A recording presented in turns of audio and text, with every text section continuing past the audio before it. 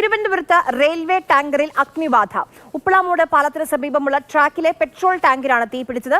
കൃത്യസമയത്ത് തീ അണയ്ക്കാനായതോടെ വലിയ ദുരന്തമാണ് ഒഴിവായത്.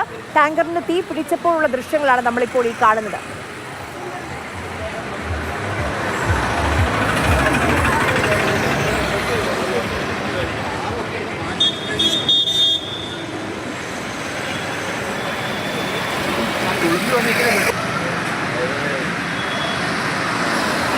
ഫയർഫോഴ്സ് എത്തിയെന്നറിയാം. ഇനി പോലീസിനെ വിളിച്ച് പറയണ്ട വെറുതെ. പിന്നെ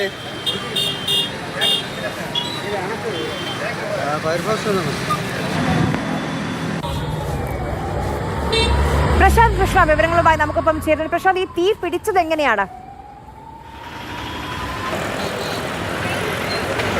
നമുക്ക് സങ്കല്പിക്കാൻ പോലും കഴിയാത്ത ഒരു വലിയ ദുരന്തത്തിൽ നിന്നാണ് തിരുവനന്തപുരം നഗരം രക്ഷപ്പെട്ടത് എന്ന് മാത്രമേ നമുക്കിപ്പോൾ ആശ്വസിക്കാൻ കഴിയൂ. കാരണം ഈ തീ പിടിക്കുന്നത് ഞാൻ ഈ കാണുന്ന ഈ റെയിൽവേ ടാങ്കർ, ഇതിനുള്ളിൽ പെട്രോളാണ്.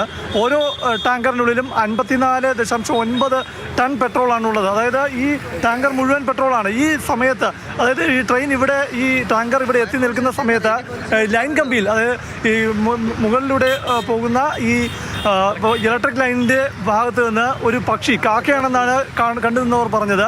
ഈ കാക്ക ആ ലൈനിൽ തട്ടി കത്തി ഈ മുകളിൽ ഈ ടാങ്കറിനുള്ളിലേക്ക് ഈ പെട്രോൾ നിറയ്ക്കുന്ന ഈ ക്യാപ്പിൻ്റെ ഭാഗത്ത് കത്തി വീഴുകയാണ്. അവിടെ നിന്നാണ് ഈ തീപിടുത്തം ഉണ്ടാകുന്നത്. നമ്മൾ ദൃശ്യങ്ങൾ കാണിച്ച ആ തീപിടുത്തം അരമണിക്കൂർ മുൻപാണ് ഈ ടാങ്കറിൻ്റെ ഭാഗത്ത്, ഈ വാൽവിൻ്റെ ഭാഗത്ത്, അടയ്ക്കുന്ന ഭാഗത്താണ്, മൂടിയുടെ ഭാഗത്താണ് തീ ഉണ്ടാകുന്നത്.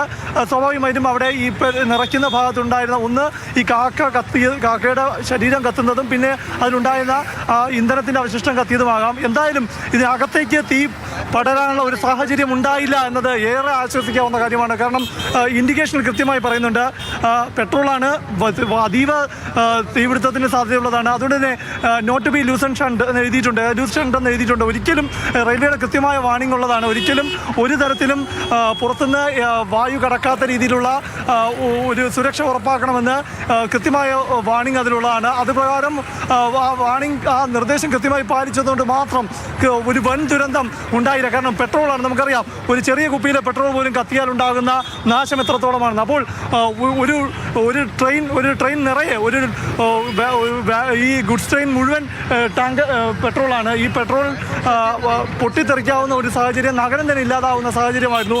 അതൊഴിവായി എന്നത് ഏറ്റവും ആശ്വാസകരമാണ്.